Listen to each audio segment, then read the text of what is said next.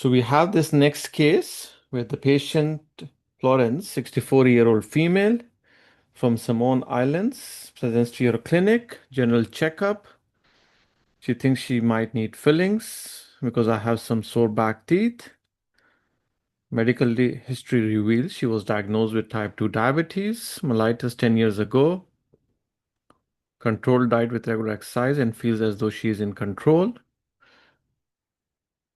Does not attend a medical practitioner and does not do any blood glucose monitoring. She smokes 10 cigarettes per day. Irregular attended to the dentist 8 years ago for pulling out her upper wisdom teeth.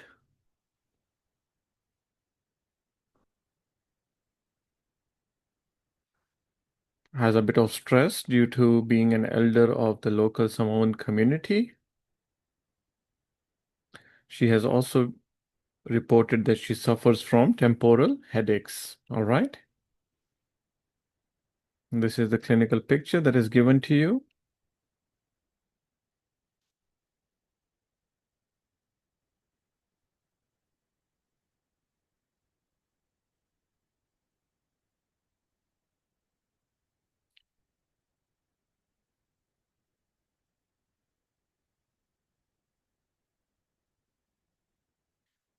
All right, so we have the question. You're concerned that Florence's diabetes may not be as well controlled as she believes it is and would like to refer her the medical practitioner for further testing. Best indication for her diabetic control, HbA1c. Widespread gingival bleeding on probing and periodontal pockets exceeding 6 mm in depth around her molars, although accurate pocket measurements was prevented by subgingival calculus and discomfort. You took an OPG. Worst sites on the OPG has interproximal loss reaching the apical third of the tooth root. How would you classify her generalized periodontitis? That's stage 4, grade C. All right. Because now the extent of involvement is such that it's basically a threat to the entire dentition, right? Because if you see the upper molars, the bone loss on the OPG is almost until the apex. And for the first molar, it's almost reaching the tip of the apex. And then in this side, you see the same in the lower ones as well. So this would be definitely stage 4, grade C. All right.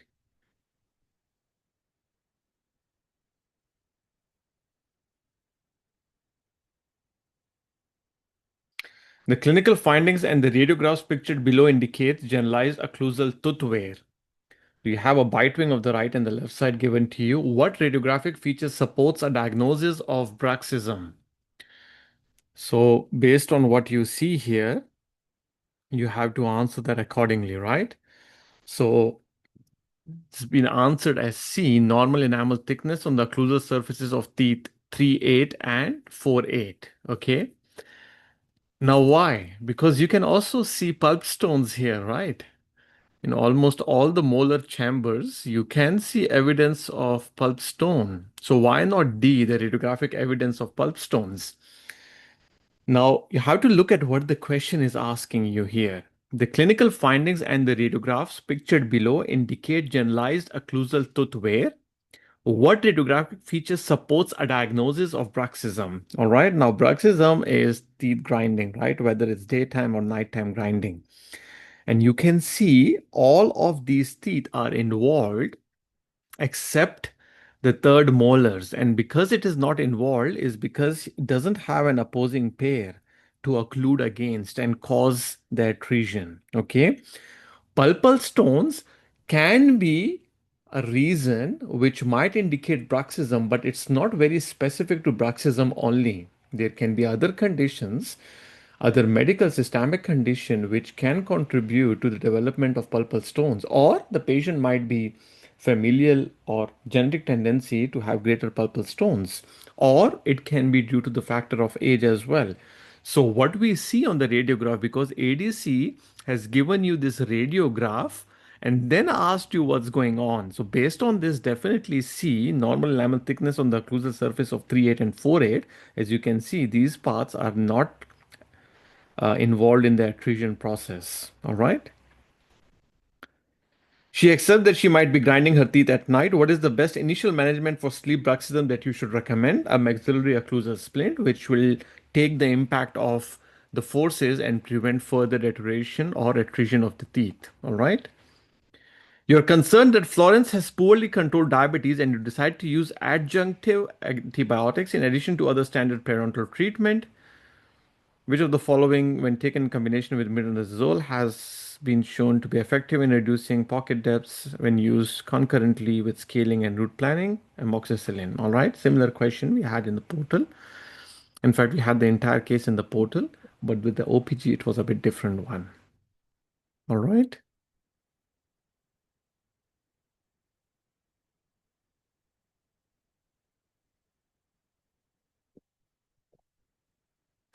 In 102, someone is asking Dr. Raza, why not C in question 102?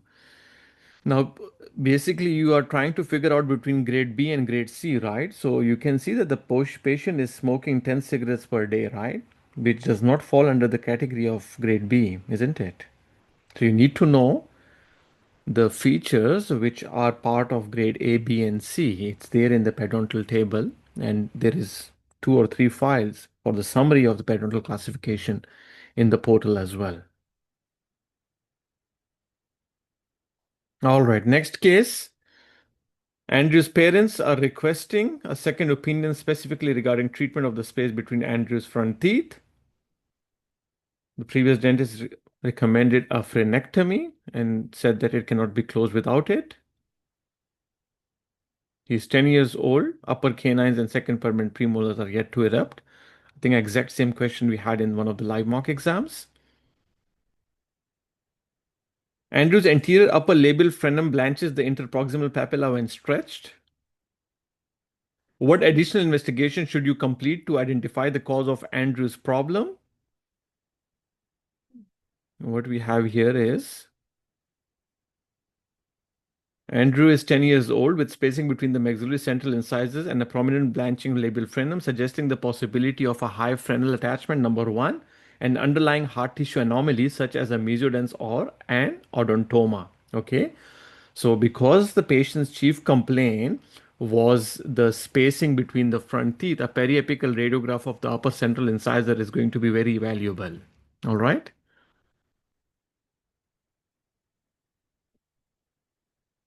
The parents ask if there is an effective alternative to frenectomy, which the previous dentist recommended.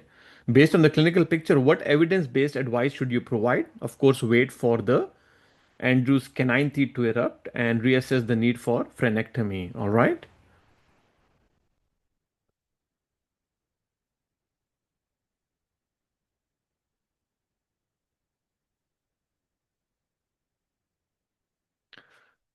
Someone is asking why not occlusal? We will be able to see the canine eruption status as well. Now, yes, true. You will be able to see the canine eruption status as well because the question tells you that his upper permanent canines and second permanent premolars are yet to erupt. But that is not what the patient's problem is, right? It says what additional investigation should you complete to identify the cause of Andrews' problem, all right? Now, a occlusal radiograph will definitely give us a bit more information compared to a periapical because periapical will be just focusing on the two central incisor. But that is what we want to know because that is the Andrews problem, all right? Because they came here with the complaint of spacing between the Andrews front teeth. So we are more concerned about that at this moment because he's 10 years old and we know the canines are not yet erupted and it is going to be at least 1 or 2 years for the canines to erupt. All right. It could be partly due to the non-eruption of canine, but that's true. But that cannot be the reason here, right? Because he's 10 years old. We don't expect the canine to erupt at this stage.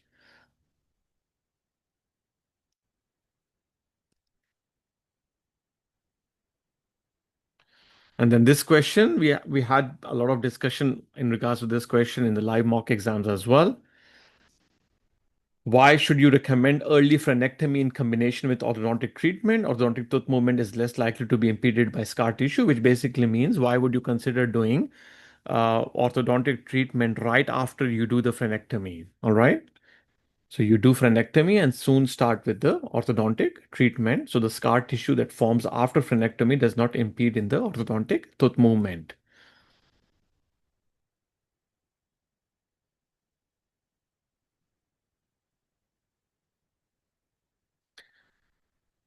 So he had his diastema managed by an overseas orthodontic practice. He returns to see you as an adult, concerned that he has gaps further back in his mouth. He has not seen a dentist for 5 years. So he went back, he managed this spacing overseas, and you took a clinical photograph and radiograph shown below. Which of the following best describes angiochondration? It's an alkylosis of deciduous second molar, right? If you can see here, it has been submerged.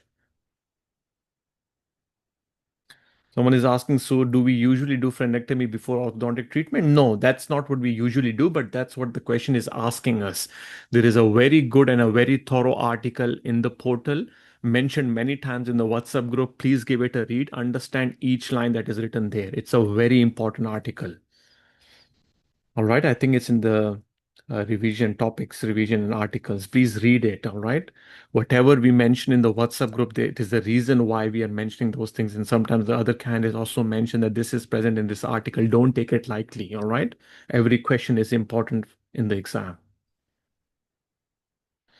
Now, Andrew is upset that the reason for the posterior gaps was not diagnosed or managed by the overseas dentist. His parents would like to know to whom they should complain. What professional advice should you give the parents? Now, again, this question we had discussed before, but over here the options are slightly different, right? So, based on this, write to the treating clinician detailing his complaint would be the best answer, all right? Sometimes we have the option of telling the patient to discuss it with his overseas dentist, right? Because you are not the one who did the treatment. But over here, only option B makes the most sense amongst option A, C, D, and E, all right?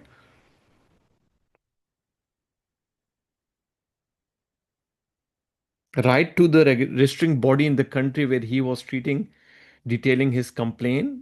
Someone is asking why not C? Why would you want to do that? What is the point of doing that? And it's not a complaint, basically. You can't complain against another dentist who's living overseas, registered with another body, right?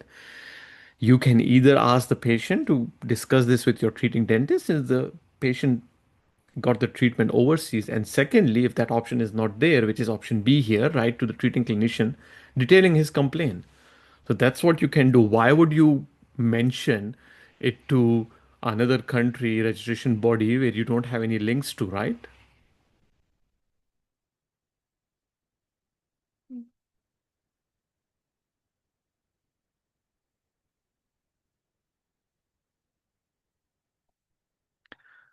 All right, we have the next case, which is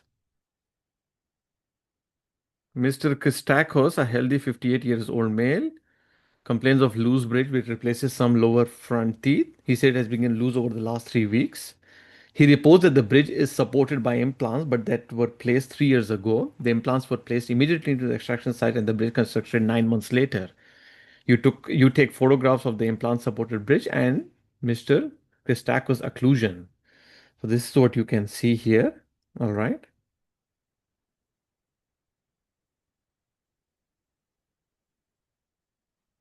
This is the implant supported bridge, and this is how it looks in occlusion.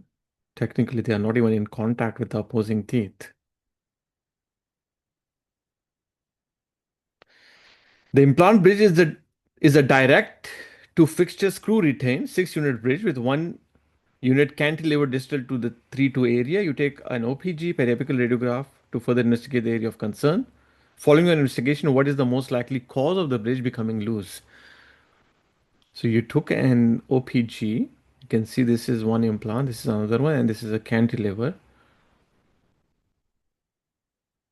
And this is the periapical.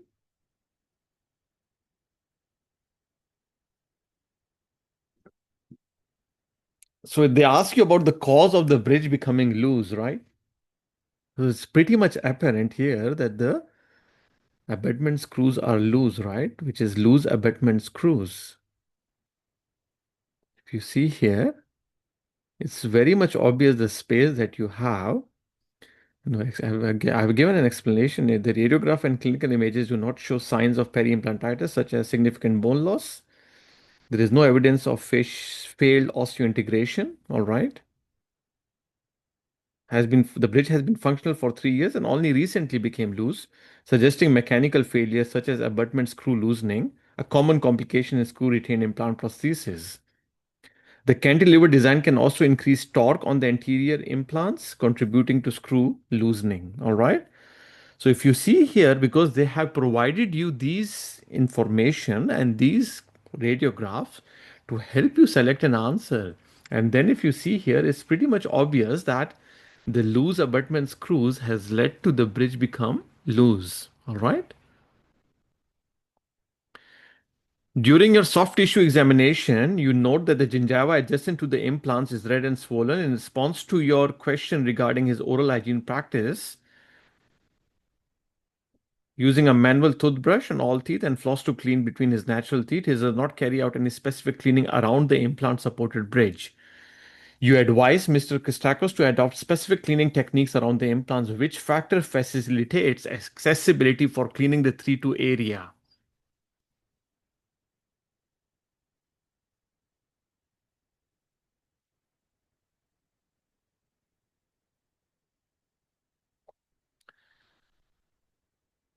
No, the thing is that it someone is asking, isn't that not peri-implantitis? Bone loss looks more than 3 mm.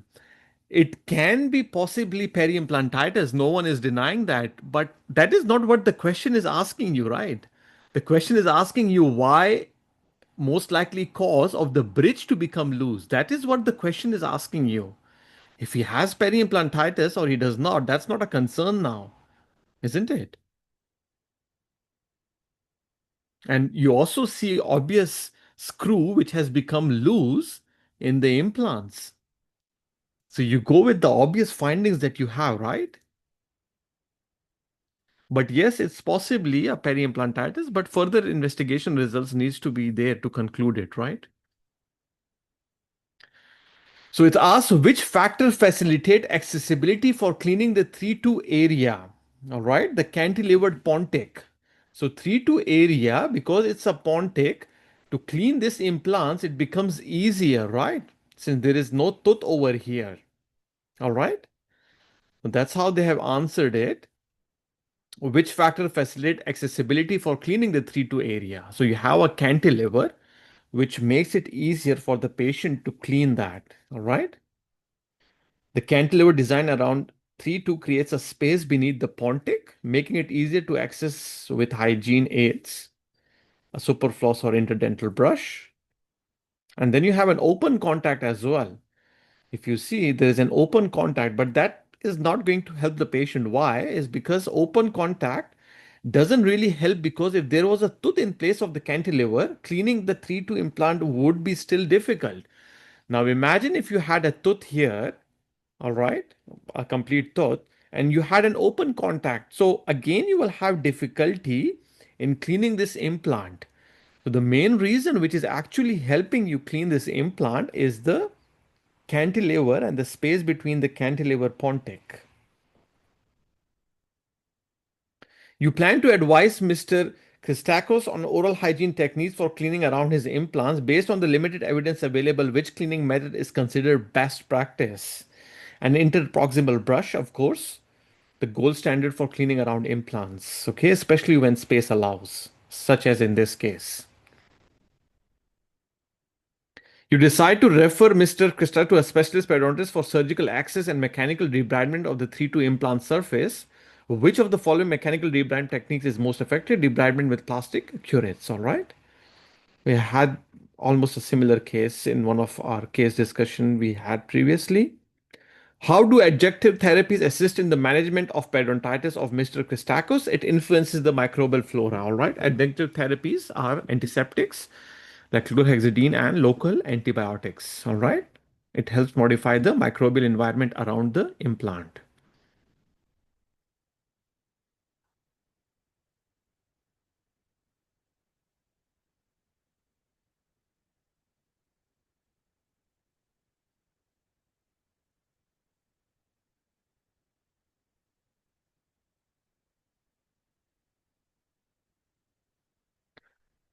If you read here, as I've explained, while they may reduce bleeding or inflammation, their primary mechanism is altering the microbiological profile, right?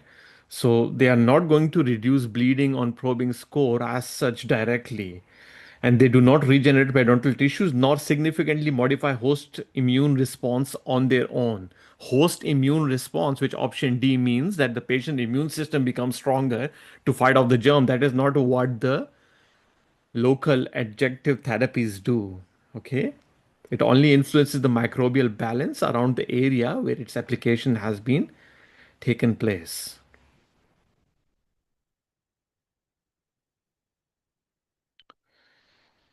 Next case, you have Lucas Souza, 40-year-old male, broken tooth, sensitive to cold drinks and foods, concerned about appearance. He is very keen to save the tooth at all cost.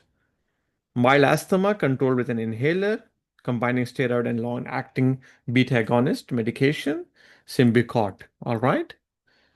This is the clinical picture.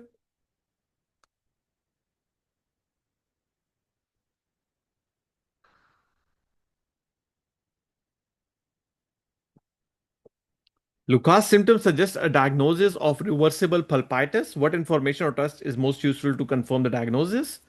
The transient nature of pain. All right. That will be more important for you to confirm the diagnosis of reversible pulpitis, which you have already suggested.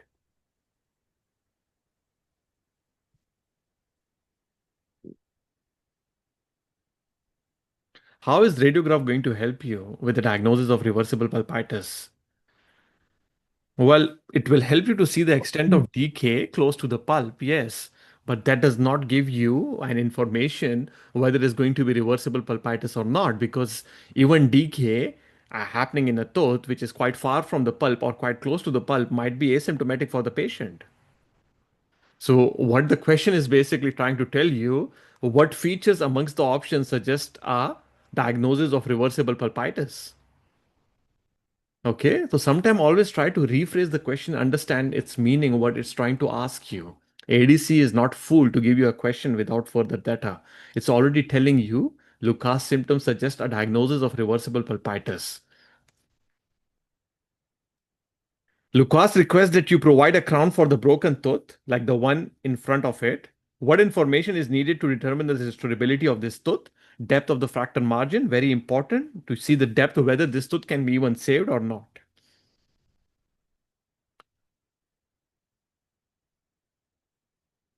Your radiograph examination reveals that tooth 4-6 has a previously completed root canal therapy. However, the mesial root shows a periapical radiolucent lesion.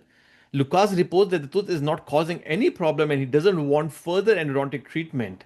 What information is required to assist you to act in Lucas' best interest? A very interesting question. And the answer is length of time since completion of root canal therapy. Why? Because if this root canal therapy has been done recently, the periapical lesion is not going to go away until at least 12 months. All right. He also says previous dental treatment, the dentist was not able to provide adequate anesthesia, resulting in pain during treatment. You would like to reassure Lucas regarding future treatment. What measures should be taken to manage anesthetic failure? Provide supplemental injection techniques. All right. Infiltration injections. Well, it depends. There is a range of 6 to 12 months, but of course, in 6 months, you might able to see that the radiolucent lesion is calcifying. All right.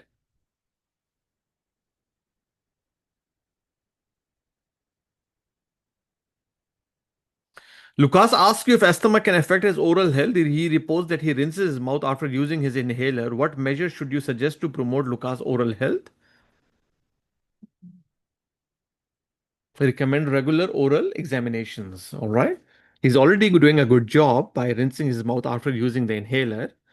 And what measures should you suggest to promote Lucas' oral health? Regular dental examination to see if there are any problems that needs attention. All right.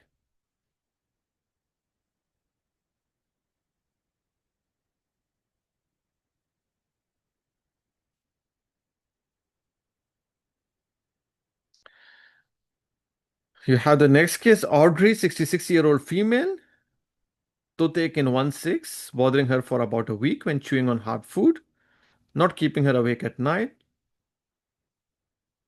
Also asked you to examine her tongue, which has been sore off and on for the last year. History of hypertension, unstable angina, required a stent 3 years ago.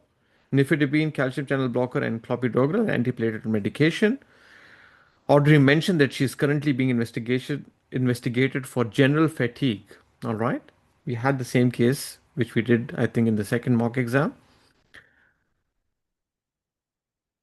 Radiopaque structure that you're concerned about, as shown here. All right. What of the following, which medical condition may be a risk for Audrey? That would be a stroke. All right. And calcification of probably the arteries that's happening here. All right. The tongue appearance is like this. Which vitamin deficiency is most likely to result in this type of glossitis? Vitamin B12. You want to extract the tooth since you have diagnosed it as necrotic pulp and symptomatic apical periodontitis.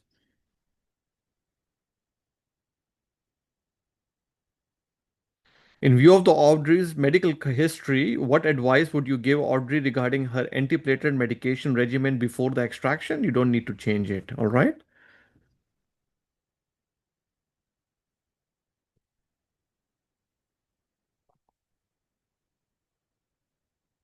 Since she is taking the medication, clopidogrel, and antiplatelet medication,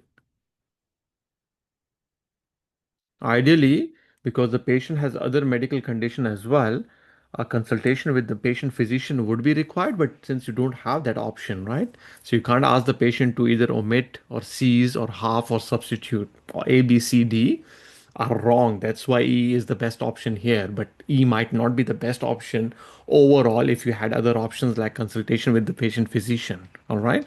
Because she does have other conditions which might make her more prone to increased bleeding after an invasive dental procedure, such as an extraction, which you have planned for this patient, all right?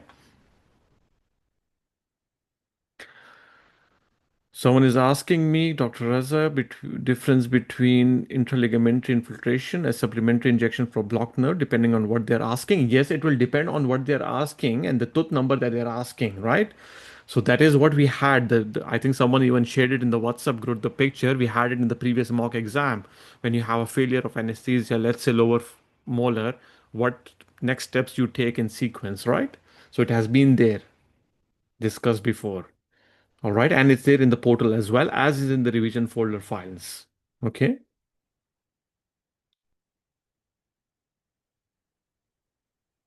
So you did the extraction, but notice 2 mm diameter oral enteral fistula communication.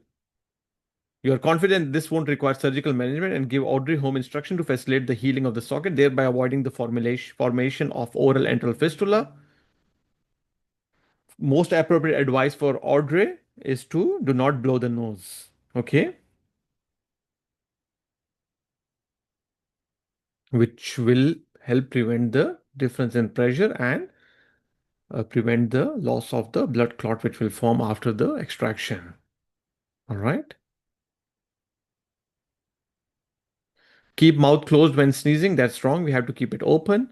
Avoid the use of chewing gum. Doesn't make sense. Use chlorhexidine mouth rinse. Doesn't make sense. We are not worried about infection here.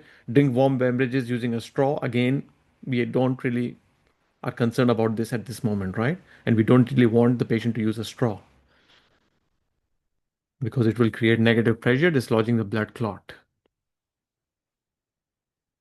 There is a file in the oral surgery folder, oral dental communication. I have written that myself. Please read it. It's just 3-4 pages. All right.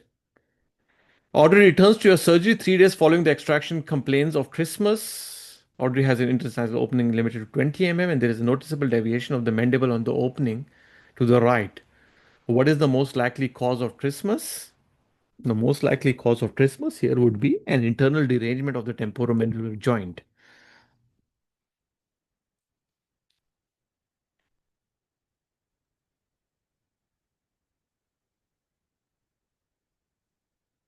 Someone is asking me why not A for question 125? Why would you want it to be a post-op infection? Number one, First of all, the extraction has been carried out in the upper throat, right? So it is very unlikely that it will involve the muscles of mastication leading to trismus, number one. Number two, it says that there is a noticeable deviation of the mandible on opening to the right. If you have a post-op infection, you won't have a deviation to the right, right? You will have a limited mouth opening, but the mandible will not deviate to one side. Okay, so sometimes you have to use a bit of knowledge that you have in regards to how things look. So you have a tooth 1/6 which is pulled out. Secondly, you have a deviation of the mandible. Why would this be an episode of post-op infection? All right.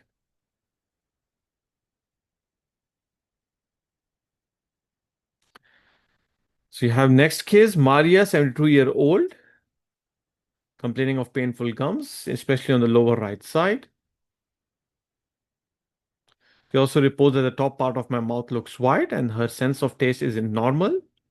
Additionally, Maria also would like you to look at the inside of her cheeks, which looks funny. Complains of long history of pain at the back of her mouth and throat, which is worse on swallowing. Reports a number of medical conditions as follows: deep vein thrombosis, uses warfarin, rheumatoid arthritis, hypothyroidism, osteopenia, asthma.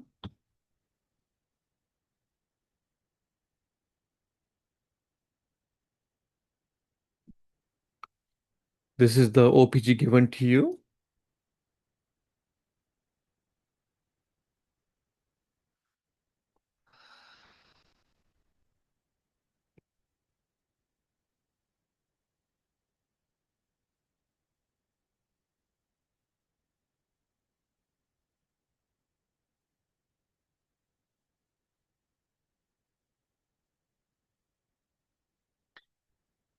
Someone is asking me, question 119, why is it A and not D? 4% articaine anesthetic for inferior alveolar nerve blocks.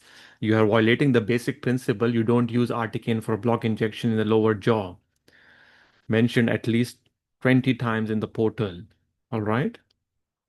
So pay please attention to what is mentioned and what is written. And it's mentioned in TG as well, in the therapeutic guidelines mock exam as well.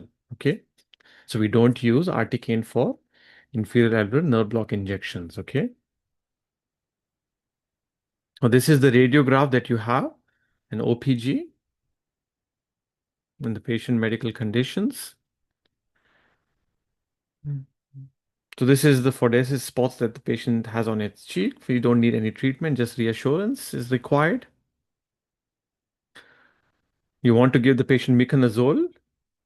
Which of the Maria's medication would contraindicate miconazole? Warfarin, since it has a drug interaction with miconazole.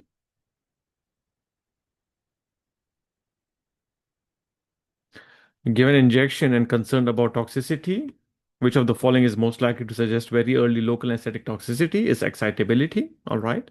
There is a chart, I think, in the revision folder files regarding the sequence of events in case of local anesthetic toxicity. All right. Especially when it's administered um, the artery.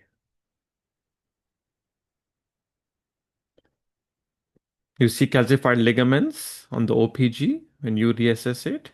What they are stylohyoid ligaments, all right? Calcification of stylohyoid ligaments, I believe, in Eagle syndrome.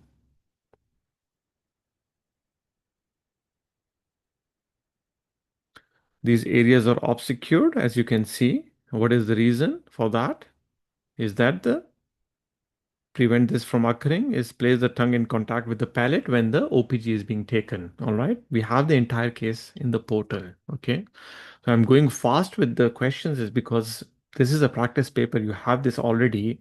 And before this session, I have asked you to go through it so we can just discuss it on the difficult questions. All right. Because all the questions that you have in the practice paper are in the course portal as well.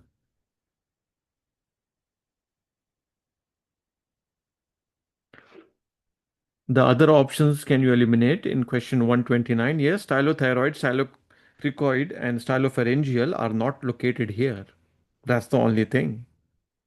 All right. This is going into the hyoid bone, and this is the styloid process. That's why it's called a stylohyoid ligament, right? And it's calcified. Usually, ligaments are not seen on an X-ray because of soft tissue structure, right? But because here they have been calcified, that's why you're able to see it. Okay? And it's called as stylohyoid ligament. And it's part of Eagle syndrome, but we are not really concerned about it now. Okay? And that is why, um, yeah, the case doesn't mention anything about that, so it's not of concern. But I think we have a similar case in one of the mock exams or the mock exam that we are going to have in the next few weeks, where there is a bit of concern with this as well. All right, we will be discussing that. All right, next patient, Jacob, 18-year-old, referred to you for an occlusal resin composite restoration on 1/6. Medical history is fine.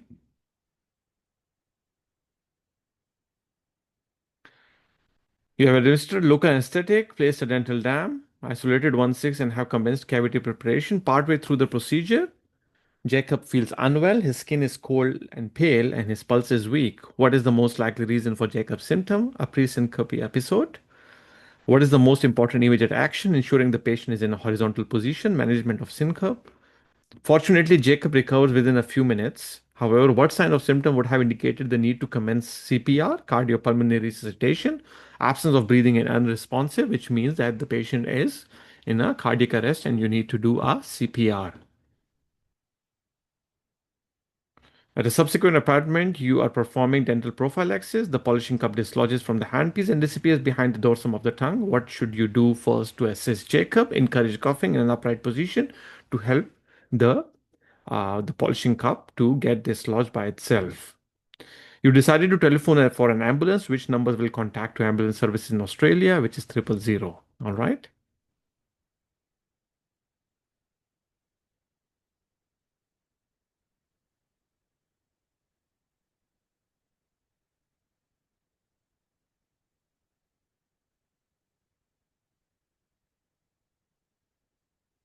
Next case, John, 30-year-old student, attends your practice 2 days ago for scaling and debridement.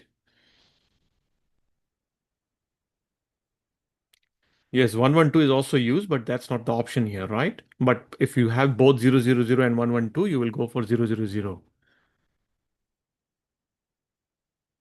So 2 days ago, he attended for scaling and debridement. You provided local anesthetic at John's request. Smoker and drinks regularly. Very stressed due to university workload and often goes partying with friends on the weekends due to de-stress. Typically anxious when receiving dental treatment. Retains 2 days later with a red blistery lesion on his lower lip, which appeared approximately 24 hours after he left your clinic. He asked if this may be related to the treatment you provided. So you did scaling and debridement. What initial step would you take to investigate the possible cause of this lesion? You will review your notes to see if there was any injury at the day when the patient came for scaling and debridement. All right. You feel that you have excluded iatrogenic causes of lip lesion, which means any traumatic condition or traumatic cause which might have been inflicted by you. So you have excluded that. Most likely diagnosis is secondary herpes simplex, right? Herpes labialis, secondary episode of herpes simplex infection.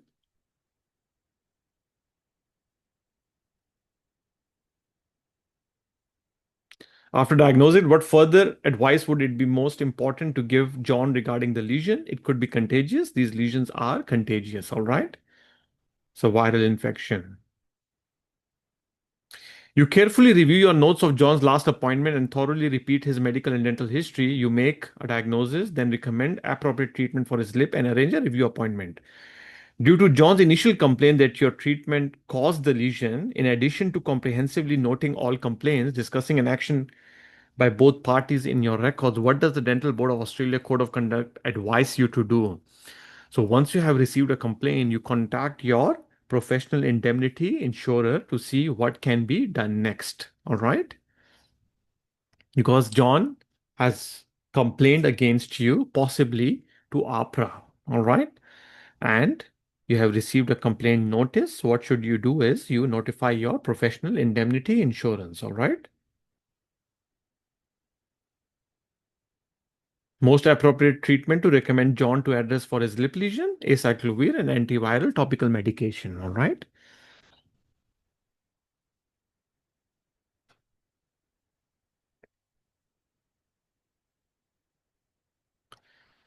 Next case, you have Sarah, diagnosed with periodontitis and had non-surgical periodontal treatment last year. She was unable to obtain a copy of her records of radiograph before coming to your clinic for dental maintenance therapy as her old dental practice closed down. Type 2 diabetic mellitus, HbA1c 9%. Last week it was tested, smoker, but has reduced smoking from 12 to 2 cigarettes a day. But she could not give up completely. You notice her deep overbite and tooth 4-6 as a crown with mesial overhang and grade 1 mobility. You obtain a panoramic radiograph that indicates the worst bone loss was around the upper second molars, extending to the middle third of the roots. What is the clinical finding defines the stage of Sarah's periodontal disease, the amount of radiographic bone loss, right? Basically, it is asking you what will you use to determine the stage for the Sarah's periodontal disease. You intend to find out if the previous treatment stabilized her periodontitis. So what is the most appropriate calculation you could use to estimate the rate of her periodontitis progression? Obviously, option A, percentage of bone loss relative to her age, right? Rate is basically grade at which uh, how fast the disease is progressing, all right? So the question is basically asking you how would you determine the grade of the periodontitis for this patient. You are positioning your periodontal probe for periodontal charting to probe the distal labial surface of tooth 1-1. What fulcrum position will you give? Will give you the most precise measurement. Upper arch, last mock exam we had this question. You completed full mouth periodontal charting. You notice recession of 3 mm, probing depth of 4 mm, attachment loss is 7 mm, 3 plus 4. You investigate Sarah's willingness to quit smoking, and Sarah advises that she is interested. What is the most effective action that should be taken to help Sarah quit? Set a quit date and develop a realistic, achievable plan, since she has already given you a go to that she wants to quit smoking. All right? And she is interested.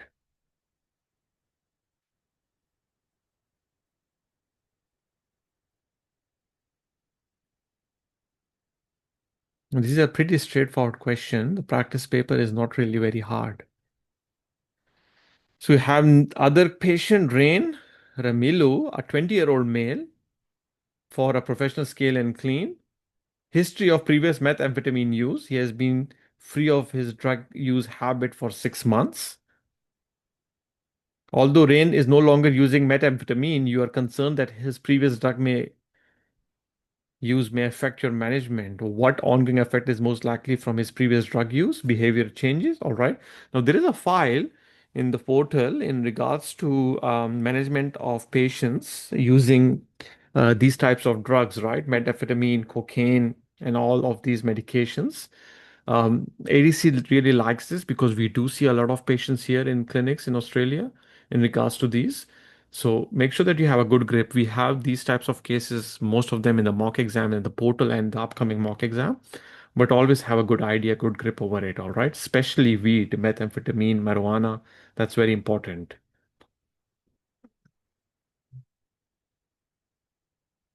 You observe that the caries pattern in rain seed is frequently found in methamphetamine users and is sometimes referred to as meth mouth.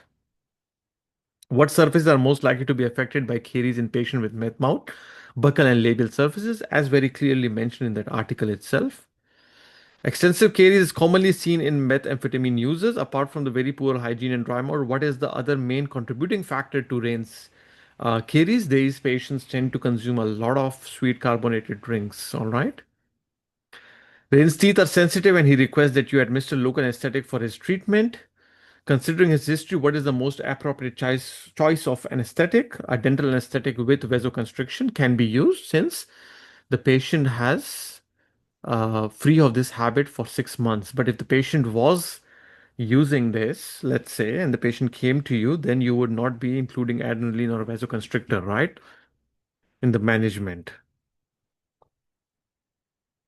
6 months later, he returns to you for his recall appointment.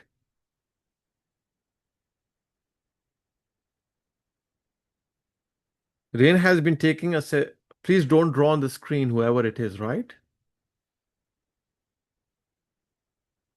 Yes, we answer C as someone is asking if the patient is still using method, right? There is a duration that is given. I think it's within 24 to 36 hours that it should be avoided in that article itself.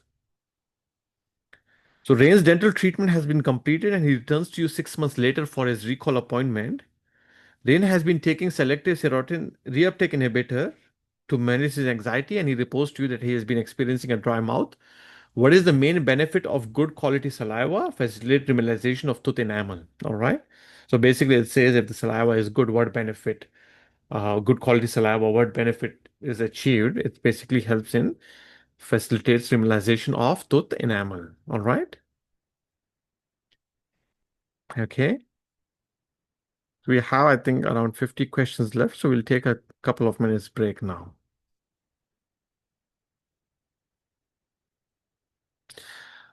Good quality saliva, someone is saying, why not B? Decreases the pH of the oral environment? It increases the pH, right? Decreases the pH means it makes it more acidic. How can you answer it B? So you know what the pH should be, right? Acidic means low pH. All right.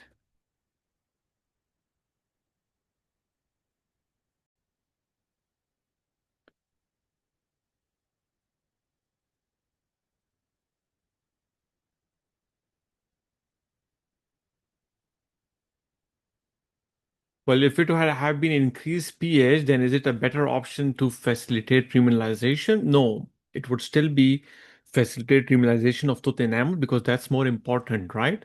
It's not only that it increases the pH, right? It does not increases the pH of the oral environment as such. It's only around the plaque and the salivary pellicle where the pH is increased, all right?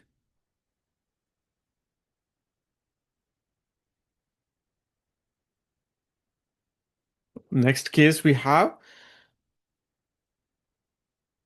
Mrs. Lim, a 45-year-old patient. Refer to your dentist in the practice for deep scaling of severe periodontal pockets. Following discussion with Mr. Lim, you had Mr. local anesthetic in the lower anterior region by infiltration with a 20 short needle. You accidentally sustained a needle stick injury from the local anesthetic needle.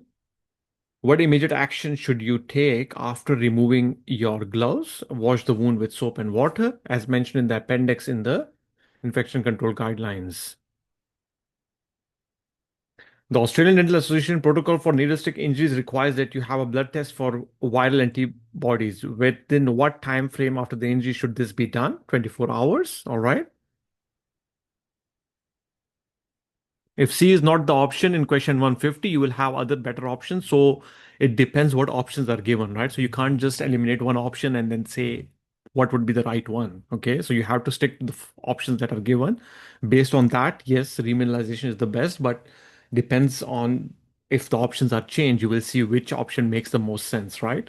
So you can't just say if we remove this option, if we add this option, subtract this option, because then the case question or the options by itself as a whole will change. All right. So within what time frame after the injury should this be done? Which is 24 hours. All right. Why not A for 151? It's mentioned in the appendix in the infection control guideline. Please read it. You will get your answer on the sequence of management of Sharp's injury. There is a stepwise sequence on what the dentist should do, right? And the first one that says is the wash the wound with soap and water.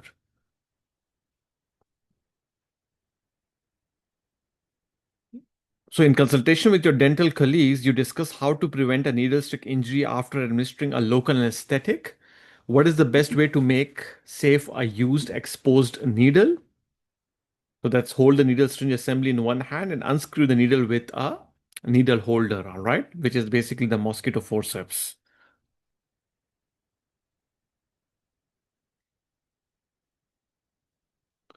So it asks you drop the needle into the sharps container. Where should the container be located? Near the point of use. So it's ease of access for you to drop it after you have used it, all right?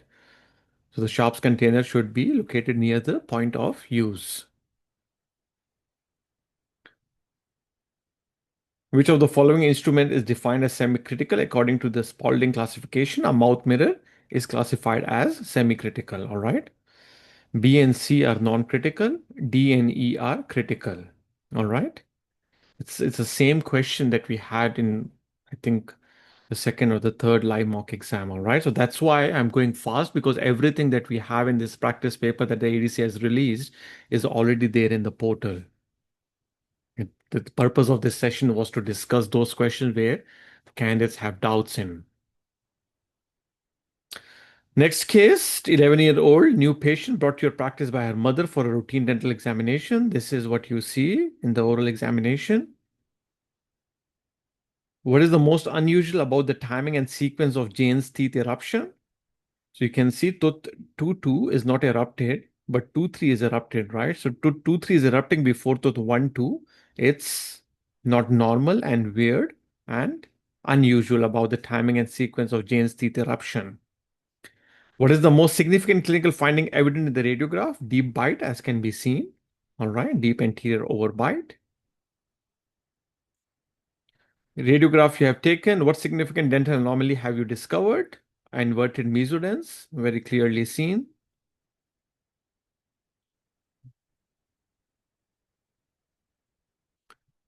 If it becomes necessary to extract tooth 5-5, the forceps that needs to be used is C. All right, 5-5 basically means the upper right second deciduous molar. All right, and if you see the beaks here, these beaks, this would be on the buccal surface, right, of the tooth to engage into the furcation area. If it's at 6-5, then you would be selecting this one. All right, since this would be on the buccal surface.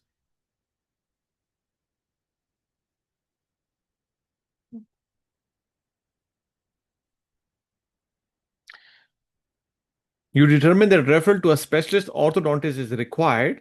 What is the most likely immediate treatment option the orthodontist may recommend? A bite plane to encourage intrusion of the lower incisor and molar eruption, all right? So a bite plane will help the molar to extrude, all right? Possibly helping eliminate the deep anterior overbite that this patient has, okay?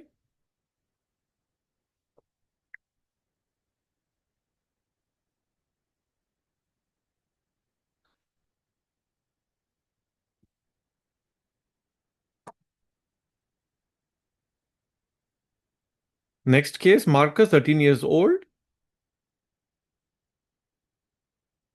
pain while eating cold and sweet food, rarely smiles because he's embarrassed on how his teeth look.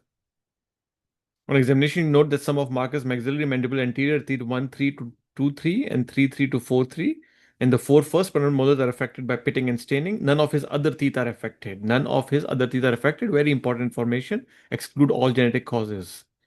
What is the most likely diagnosis for Marcus presenting condition? Enamel hypoplasia. All right. They were present when the tooth erupted in the mouth and ask you why it has happened.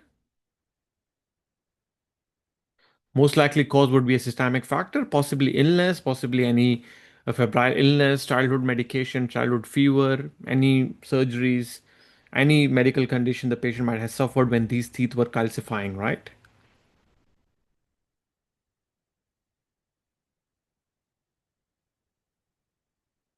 It cannot be local factors because if it is local factors, it should involve one or two teeth, right? It cannot involve all these teeth in a sequence, right? So local factors can be, let's say, trauma or maybe uh, some problem with the teeth, or you might have extracted it, something like that, right? So you can't have all these teeth involved in a local factor, right? And then also not only these teeth, it also says that the first four permanent molars are also affected, right? So sometimes you have to see what works best, right?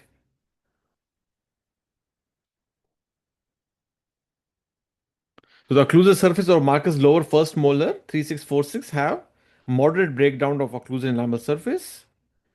Most appropriate restorative treatment for Marcus' lower first molars, placement of resin composite restoration, which will be sufficient since it's not grossly broken down.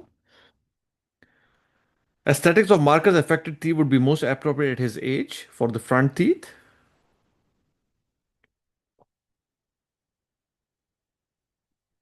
because he's 13 years old. Resin composite restoration on the maxillary and mandibular anterior teeth. Basically, a resin composite veneering would be the most suitable to hide all that. Since we don't have that option, we go with the best one, which is option E, right? A is not given at this age. B is not going to help because it's not staining. They are actual defects in the enamel. Porcelain veneers are not given at this age. In-office teeth whitening is not going to change anything. These defects which are there are going to stay. All right.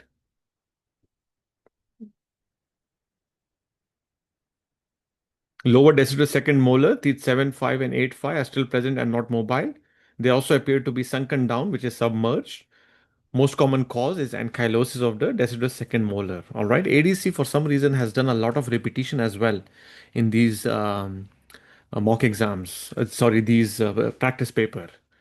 Many times they've asked initial investigation, ankylosis. So, well, that's how ADC is. So, it's their practice paper. All right. Next case, Alyssa, preschool girl, present with her parents. Regular complaints of pain when drinking and chewing on the lower left side of her mouth. So this is their concern. They basically their chief complaint. Also states that Alyssa does not have front teeth. Medical history is fine, no medication. She was cooperative, and you were able to take radiographs and photographs. Pictures, all right, front teeth are completely gone. But the concern is the lower left side of her mouth, all right, which would be this side, all right, and this side on radiograph. That's why they are here. Of course, there are other problems, but that is their chief complaint.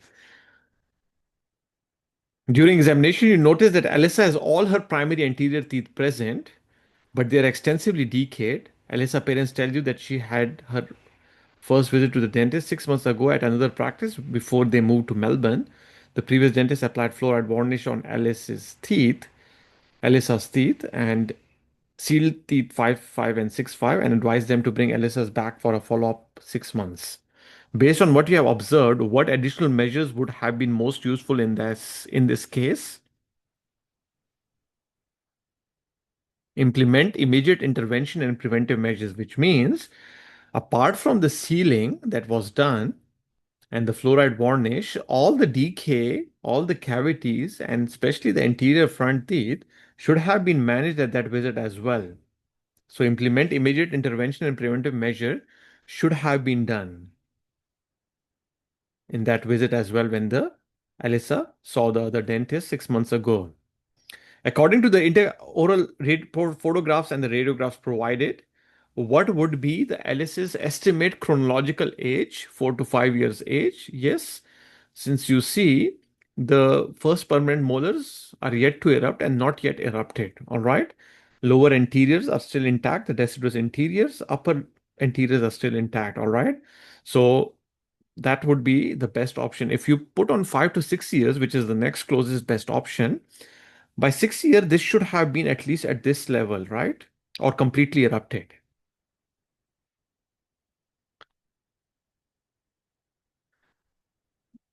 Additional information to establish the most probable etiology of her current dental condition. Dietary habits, the most important one. She's wearing long sleeves on a very sunny and warm day. Bit unsettled, uncomfortable when she is helped and carried to the dental chair by one of her parents.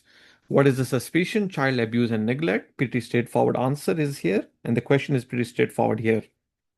I think in one of our discussion or the previous mock, we had a different question which was a bit tougher than this. We have established the main etiological factors and completed your evaluation of Alyssa. After adequate prevention care has been provided, which of the following option is the most important to address first as part of Alyssa's definite treatment plan? Now, why I was emphasizing earlier on that what is her chief complaint, lower left side of her molar, that has to be taken as the first emphasis, right? As first as part of Alyssa's definite treatment plan is pulpotomy and stainless steel crown of tooth 7-5, because that is her chief complaint. Okay. Because that is why she's here. Of course, she has other problems, but you will address that as first and then cater towards all the other treatment that might be required. All right. And amongst the option, only option E caters towards the lower left side. All right.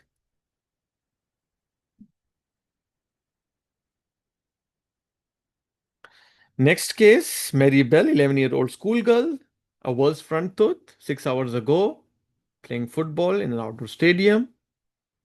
Her mother is your cousin. The tooth has been kept in a cling wrap near an ice pack in a lunchbox. Class 2 day 1 malocclusion. You know the mother tends to be vocal about her daughter at family gathering and discusses openly any issues her daughter has. Upper lip is swollen, but she seems fine otherwise. She gives you her tooth 2-1 wrapped in a cling wrap. Immunization history, most important, tetanus. The condition of the periodontal ligament cells non-viable since the it has been 6 hours since the injury has happened, right? We have it in one of our folder, the difference between viable, compromised, and non-viable. Okay, this is an important question because a lot of candidates have sent me this earlier before the ADC released the practice paper that why I've answered it as C. Now it has been again proven why C was the best answer. Maribel mother asks you to fix Maribel's tooth and expect that your treatment will bring the tooth back to normal soon. When you explain the potential complication of tooth avulsion, Maribel's mother becomes upset and is not willing to accept any negative outcome. What is the best way to approach her response in a professional manner? A lot of times I have seen a lot of questions on social media answering this question as A. And then the candidates tell me why I have answered it in my live mock exam and the ATC question as C. Is because the question is asking you what is the best way to approach her response. Because the pediatric dentist is more expert, is more skilled in talking to the patient and managing the patient, suggests that you refer her to a pediatric dentist after reimplanting and splinting the tooth. Okay, that's very important. Why E for 171? Because you're concerned about the tetanus immunization, right? Because the patient that was having the avulsion while playing in a soccer ground, that's the most important thing that you're worried about. You should have known this by now very well, especially if you're going for the September 2025 exam. Okay. Okay, you're concerned about Maribel's lack of awareness of how to save her teeth after she received a blow to her mouth. What is the most appropriate first aid advice you should give to Maribel to minimize complication for any future tooth avulsion while seeking immediate dental treatment? If the tooth cannot be put immediately back, place it in a cup of milk. All right. Yes, 173. What do you mean, even though it was 6 hours ago for tooth question number 173? It's not asking you about what is the condition of the PDL cells or what is the outcome. It's just telling the patient is not willing to accept the outcome of the avulsion injury, right? So what should your next best approach be? That's what it's asking. Okay. Irrespective of whether it's 1 hour or 6 hours. What is the most appropriate measure that you should recommend to Maribel to prevent tooth avulsion for the remainder of the football season? Use a custom-made mouth guard when playing football, the most important one, all right?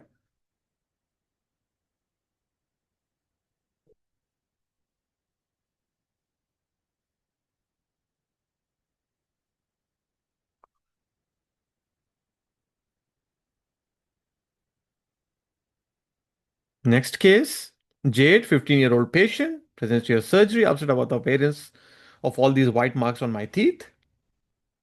Orthodontic brackets were removed. She was not keeping up with hygiene. That's the reason. She's brushing 4 times a day, but the white marks won't go away. Bite-wing radiograph further indicate widespread, very early aproximal demineralization with potential aproximal caries to dentine on several teeth. She drinks at least 2 liters of cola and is allergic to penicillin, milk, dairy products, and fish. Jade takes polaramine, dextrochlorophene, antihistamine for her hay fever. Jade complains of a dry mouth. What is the most likely cause of her xerostomia? Her medication, as clearly mentioned.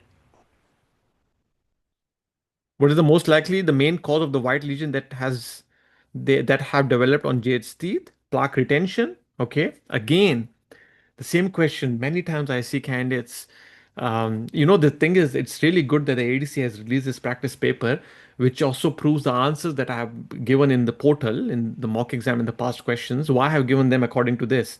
Because a lot of time, what I see is the candidates sending me answers in the form of acidic drinks or poor diet or poor oral hygiene. The plaque retention is the most important factor, because if the plaque retention is not there, the white spot lesions will not form, right? The plaque retention is the most important factor, which were basically, this is the bracket, and the plaque retention around the bracket led to these white spot lesions. Okay. Oral hygiene would be the preventive factor, but the causative factor is the plaque retention. Okay. Most appropriate investigation in order to address J's presenting complaint, caries risk assessment, of course. You have to do a complete caries risk assessment. All right. You are formulating an oral health preventive regimen. What should you take into consideration? Dairy to allergy, dairy allergy, because that will prevent you from using the CPP ACP. Jays has removable retainer, which she has not worn since her braces were removed. What is the most significant limitation of removable appliances? Compliance is really hard, especially in young patients. All right, which is option A.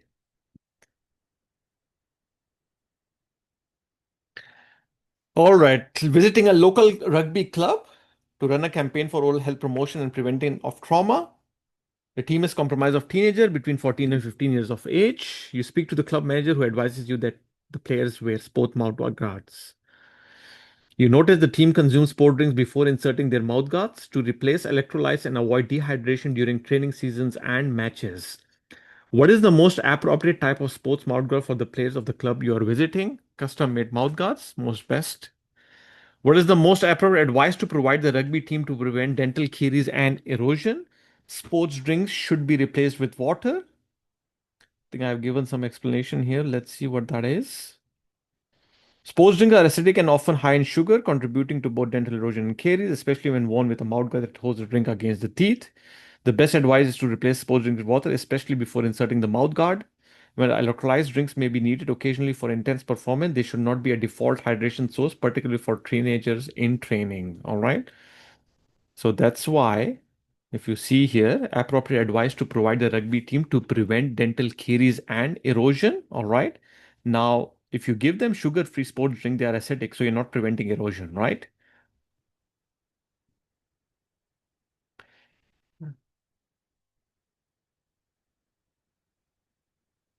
So you have the best option as B here, sports drink to be replaced with water.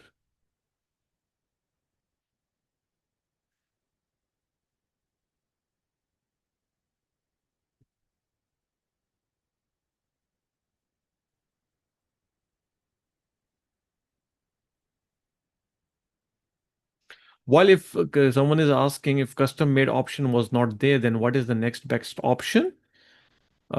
Then you will have a different one, right? Probably a laminated one would be more appropriate here if you didn't have E, but that's not how you can, decide, because you might have a better option. If E is not there, you might have something else which is better in place of E itself. All right.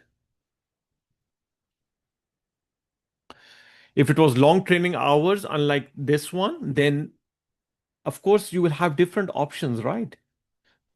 Maybe it would say that, drink the sport drink, rinse with water, and then wear a mouth guard or something like that. All right. So, yeah, that's what I said, alternating between water and sport drink. So, it would be depending on that. Okay. Because usually these matches are around 60 to 90 minutes. So, you don't really need a sports drink. Okay. But again, it will, sometimes you might not have option B, and the case data and the case scenario might be different. So you have to look at what is most appropriate, right?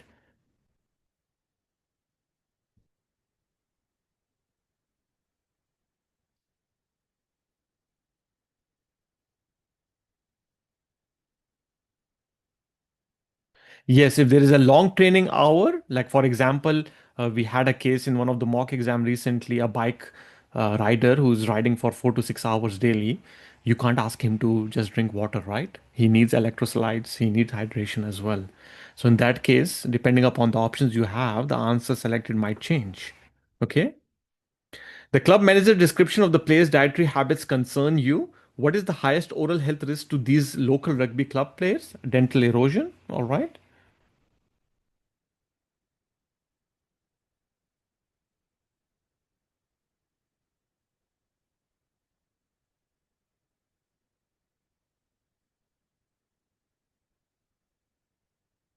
No, we are replacing sports drink with water. Not the case has mentioned erosion, yes, but even if it has not mentioned, then also you should know that sugar-free sports drink, although doesn't contain sugar, it is acidic, right? So still will not be considered as a desirable option, which is D. Okay. When should the rugby club players replace their mouth guards? Okay. Let's see what I have written here. Every year, animal replacement is ideal, especially in growing teens, but dental changes are also important for replacement. Discoloration is not a clinical indication alone. Changing sport doesn't require a new mouth guard unless the fit is compromised.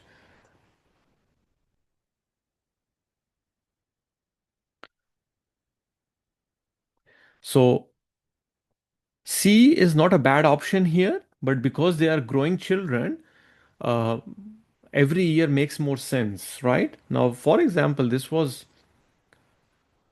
not 14, 15, and let's say 30-year-olds, let's say, or something like that, then if they have had any dental treatment would be the best one for 184. All right. They don't need to change it every year. Okay. So always look, because the thing is that's one the most important thing is reading the question statement very clearly. Okay. A lot of candidates, even who have done this practice paper and even the live mock exams that we conduct, they make mistakes because of lack of reading the question itself very clearly. Okay. Because with the ADC exam, it's not something that is going to be the same. The same means that every case will have different data given to you, and the answers will change according to the data that is given to you and the clinical investigation results, because an answer that is correct for one case, although is correct, but might not be the most correct for the next case that you solve. So please be very careful of these things, because this is how ADC wants to trick you and trap you into the questions data. So just be careful. Don't lose crucial score in the questions, because every question, because one question can be a difference between a pass and fail in the cluster. So that's very important, right? So for example, let's say if the pass score for a cluster is just giving you an assumption, let's say if it is 50, let's say, and you score 49, so you get a C grade, right? So if you had scored 50, you might get B grade. So that one question made a difference. So be very careful in reading the question data.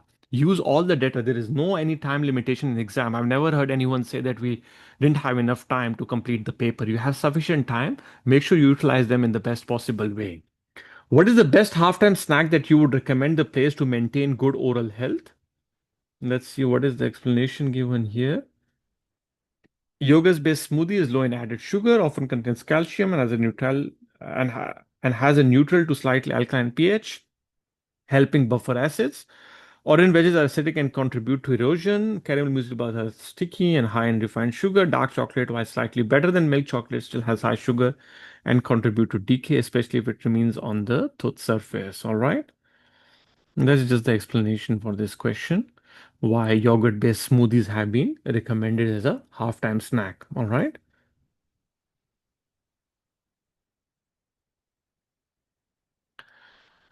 Okay, next case. 12-year-old boy attending boarding school, present with his mother's Jenny. Troy is attending for his 6 monthly topical fluoride application, which you initiated 6 years ago. So, for the last 6 years, every 6 months, he's coming to you for 6 monthly fluoride application. Upper permanent molars have enamel demineralization, and his second permanent molars have partially erupted. Troy does not brush his teeth regularly and does not floss. His dietary habits reveal that he has sugar with all his main meals, but tends to snack on cheese and fruit.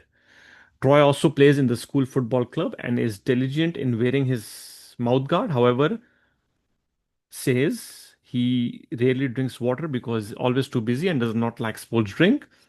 Medical revealed that he has severe asthma attack 3 months ago, for which he was hospitalized and has allergies to the adhesive in bandage plaster.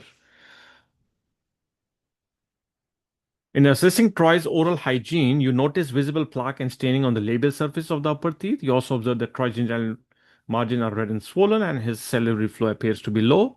What clinical finding during your examination today is most indicative of ineffective oral hygiene practice? Gingival inflammation. All right.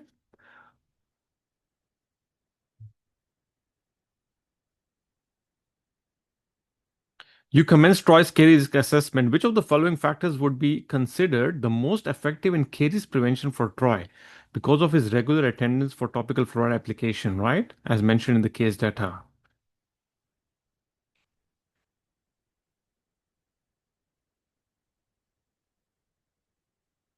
Consumption of non-sugary snacks between meal meals, as someone is asking A for 187, it is helpful that he's just having sugars with these meals, and in between he's having cheese, I believe, as mentioned in the case data. It's helpful, but not really as helpful as the attendance that he's having for topical fluoride application, right? It will not surpass fluoride application. You continue assessing Troy's caries risk. What is the most significant risk factor contributing to Troy's caries? His low salivary flow, as the case has mentioned. He has sugar with his main meals, is basically a preventive factor, right? So he's not having frequent snacking in between meals. You aim to change Troy's behavior with regards to maintaining adequate hydration. What intervention is most likely to be effective in supporting Troy to improve his water drinking habits? You explain the long term consequences of poor hydration and Troy's teeth and explore ways he can improve. Considering Troy's medical history, what fluoride containing products should be avoided? Fluoride varnish, since it is mentioned that he is allergic to adhesive in bandage plaster. Which question can you please, Dr. Raza, explain the concept in this question? 189. Yes, this is what I have explained here. Actually, I needed more space, so I have not answered it next to the question. Now, this option which we selected, which is option B, is reflects the principle of motivational interviewing and collaborative behavior change, particularly affecting adolescents. It encourages autonomy, built intrinsic motivation, and is more likely to produce sustainable change than commands, guilt, or parental monitoring alone. Now, this is the reason why we selected B. But let's look why we did not select A, C, D, or E, right? Giving expert advice alone is didactic and often ineffective in adolescents. What was option A? Provide Troy with expert advice on the importance of hydration for his oral health. The patient will take the advice and then will never think over it, right? Just giving information is not really helpful. Setting a rigid rule like drinking 2 liters a day with a diary is unrealistic and prescriptive, especially for a child who is not currently engaged. So you just tell him to start drinking 2 liters of water daily. That's not how you can do. Just asking Troy to set a clear date when he should start drinking 2 liters of day, right? That's not how you will engage the patient with. Shifting responsibility entirely to the parent reduces child ownership of the behavior change. If you ask, ensure Troy's mom, Jenny, takes direct responsibility, why should she, right? It's not basically her problem, and you can't just shift the responsibility. You need to create awareness amongst Troy himself. Guilt is not an effective motivator for behavior change and may create resistance or anxiety. The last option, consult Troy about the benefits of hydration and instill in him a feeling of guilt for his current drinking habits, right? So how are A, C, D, and E are excluded? That's why we are left with the best option B. And why? Because you're also explaining long term consequences, plus you're exploring ways on how he can improve. You're helping him ways, suggesting him ways on how he can improve his water intake. Okay.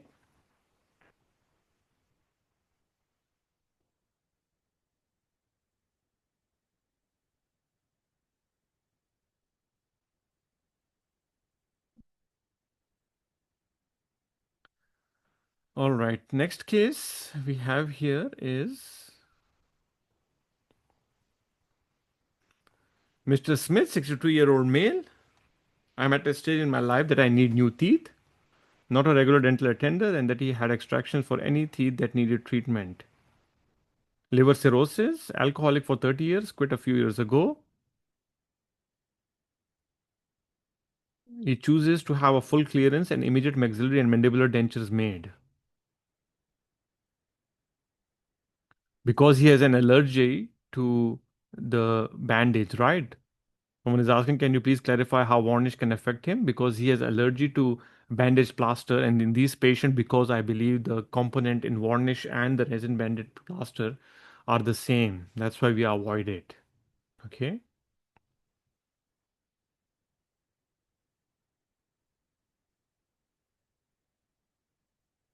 We have this OPG clinical picture. What is the most significant advantage of immediate denture provision for Mr. Smith?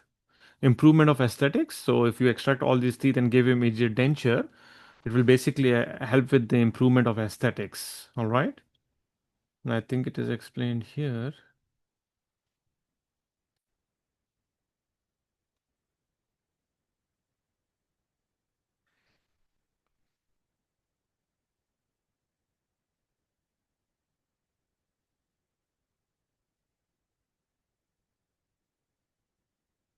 You decided to take primary impression using alginate impression material. On your first visit to take the impression, the material sets too quickly and you will need to retake the impression. Which following is the most appropriate method for prolonging the setting time of alginate impression without adversely affecting its physical quality, decreasing the water temperature, right? The most effective way to prolong the setting reaction.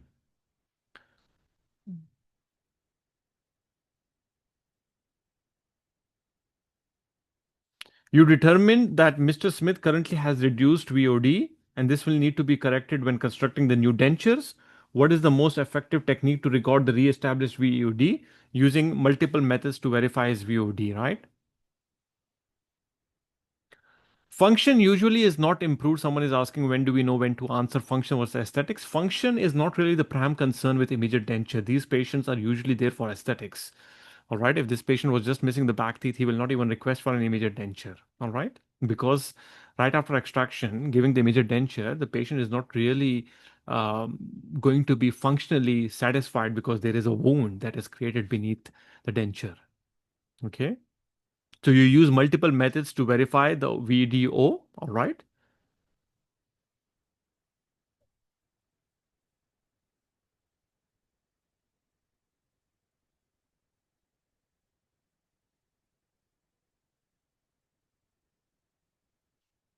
The occlusal registration stage is an important step that records the information required to produce the waxed up denture for the try-and visit. What step should be sequenced first in the occlusal registration visit?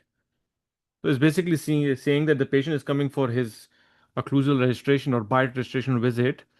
What steps should be sequenced first in the occlusal registration visit?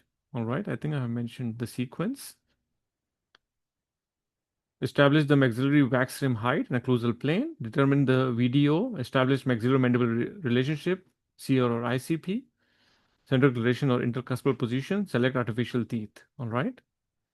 And the reason why others are excluded. So it says what should you do first? So establish the occlusal plane of the maxillary wax rim, right? That should be done first.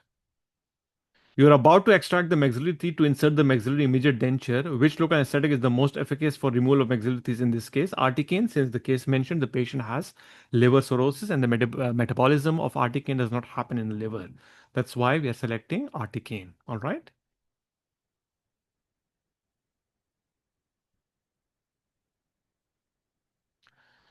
Next case, Jane Wraith is a female, 25, 75, requesting you to make a new complete maxillary denture.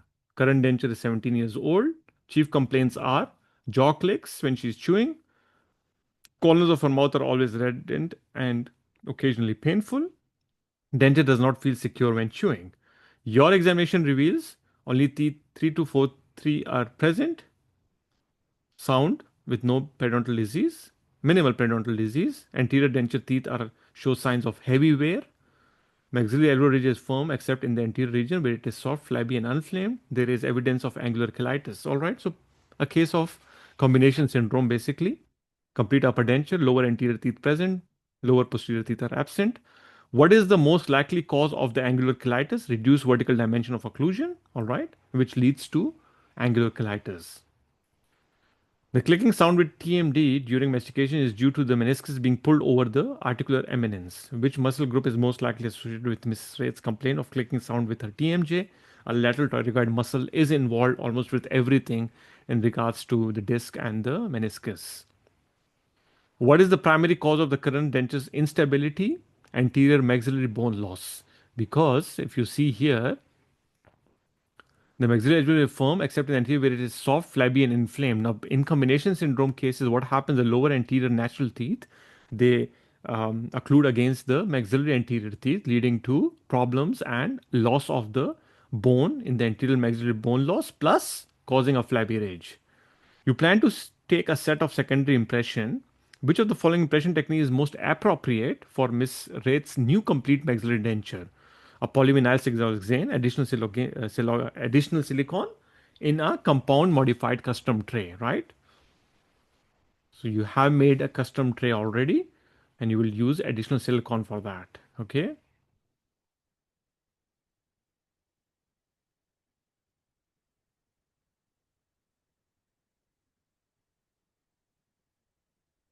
Compound modified custom tray basically means the impression compounds that we place at the boundary of the dentures, right? Of the tray, okay? That is what is meant by compound modified custom tray, all right?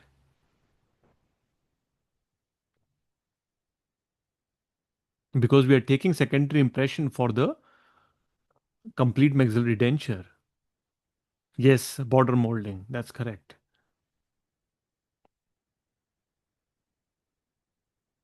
Which of the following will improve the stability of the new complete maxillary denture? Now, this is very important since the patient was not having lower posterior teeth. Making a functional partial lower denture is very important for this patient because it will improve the stability. Since the patient does not have lower back teeth, they might be occluding with the front teeth, causing more problems. So making a functional partial lower denture is very important. All right. Not always needed, but because we have it here, so it's the best option. For someone is asking me, compound modification always needed in secondary impression, right?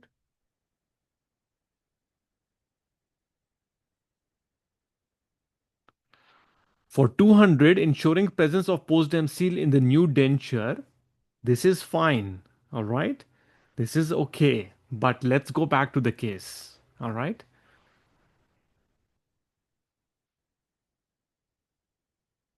The denture does not feel secure when chewing. Very important. This changes your answer for question 200, which means that the denture is stable at rest and speaking. Only while chewing, it's not comfortable, right? So making a functional partial lower denture will help with that stability that the patient is coming here for. So that's why always please read the question data. It's very, very important. Look at the chief complaints that she's having. Okay.